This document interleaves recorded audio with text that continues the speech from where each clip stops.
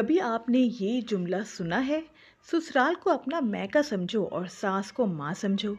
लेकिन क्या वाकई ये मुमकिन भी है? क्या हर सास माँ जैसी होती है? क्या हर बहू बेटी जैसी ट्रीट होती है? या फिर ये सिर्फ एक खूबसूरत डायलॉग है जो हम बचपन से सुनते आ रहे हैं? आज का व्लॉग थोड़ा डिफरेंट है, थोड़ा इमोशनल है और शायद थोड़ा सच भी हो। इस वीडियो को एंड तक ज़रूर देखिए, क्योंकि हो सकता आप अपनी कहानी इसमें देख लें। हमारी सोसाइटी में अक्सर कहा जाता है कि जब लड़की की शादी हो जाए तो वो अपना मैका भूलकर ससुराल को अपना घर समझे और सास को माँ का दर्जा दे। बात सुनने में बहुत अच्छी लग रही है, बहुत अच्छी लगती है, लेकिन सच क्या है? देखिए, माँ और सास दोनों औरत होती हैं, दोनों के दिल होते हैं, दोनों के जज्बात होते हैं, लेकिन दोनों का रिश्ता एक जैसा नहीं होता। ये समझने की बात है। माँ का रिश्ता खून का होता है। माँ अपनी बेटी की हर ज़िद बर्दाश्त करती है।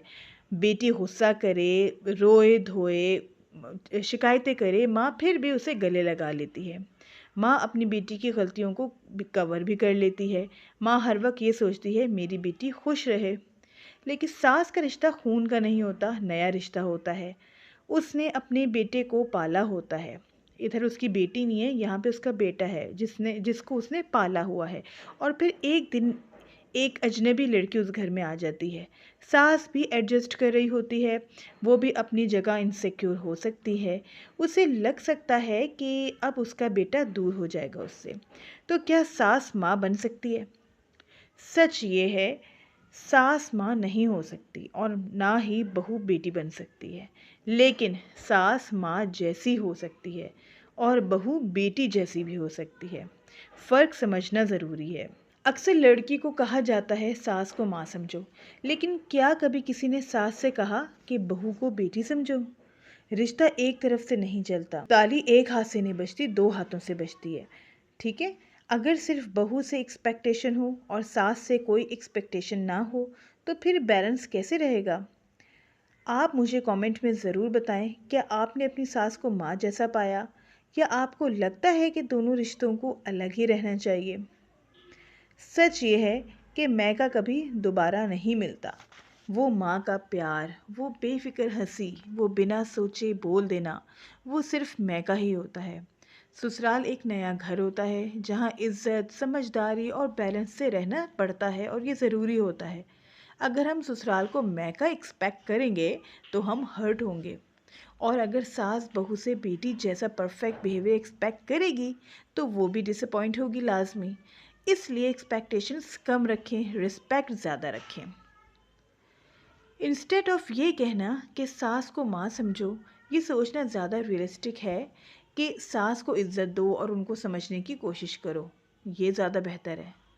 और सास के लिए बहू को कंट्रोल करने की बजाय उसे एक्सेप्ट करो, उसे मानो।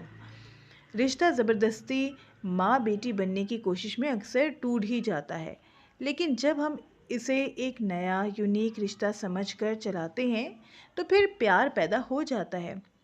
कभी कभी लड़की रोती है, उसे अपनी माँ याद आती है, लेकिन वो किसी को नहीं बताती, ना बता सकती है। और कभी कभी सास भी रोती है, उसे लगता है उसका बेटा उससे दूर हो रहा है। दोनों तरफ जज्बात होते हैं, बस कोई समझने वाला ही नहीं होता।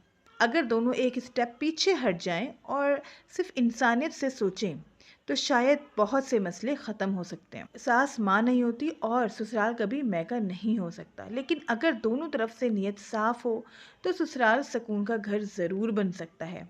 रिश्ता लेबल से नहीं, बिहेवियर से स्ट्रांग होता है। अगर आप इस बात से एग्री करते हैं तो वीडियो को लाइक ज़रूर करें और अपनी कहानी कमेंट में शेयर करें। हो सकता है आपकी कहानी किसी और के लिए हिम्मत बन जाए। मेरी वीडियो पसंद आए तो इसको लाइक, शेयर और सब्सक्राइब करें चैनल को ज़रूर। मिलती हूँ नेक्स्ट वीडियो में इंशाल्लाह। अपना ख्याल रखें। Take care. अल्लाह हाफिज़। Bye bye.